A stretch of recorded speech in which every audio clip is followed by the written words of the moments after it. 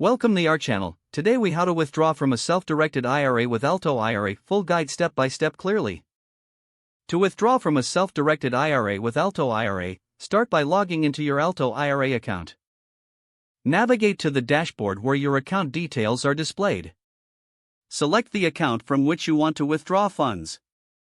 Click on the Withdrawal section in the menu.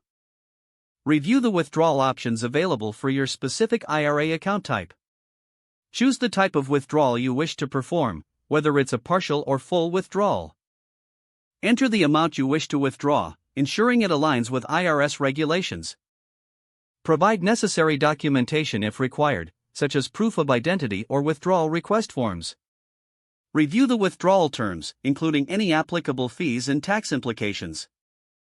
Confirm that all information is accurate before proceeding. Submit your withdrawal request for processing. Alto IRA will review your request to ensure compliance with regulations. Await confirmation from Alto IRA regarding the status of your withdrawal. Once approved, follow instructions provided to complete the withdrawal process. Keep an eye on your email for updates and confirmation of the funds transfer. Make sure to consult with a tax advisor regarding any tax obligations related to your withdrawal. Monitor your account for the arrival of funds and ensure everything is processed correctly. If the page does not load, refresh the browser or try again in a private or incognito window. Make sure you are using the correct email address, then retype it carefully to avoid small typos. If your password is not accepted, use the reset option and create a new strong password you can remember. Check your spam folder for verification or security emails, then complete any requested confirmation steps. Enable two-factor authentication if available to improve account security and reduce unauthorized access risk.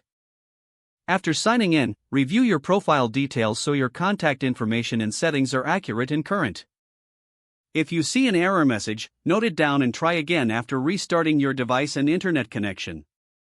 Log out when you finish, especially on shared devices, to keep your account and payment information secure. If the page does not load, refresh the browser or try again in a private or incognito window. Make sure you are using the correct email address, then retype it carefully to avoid small typos. If your password is not accepted, use the reset option and create a new strong password you can remember.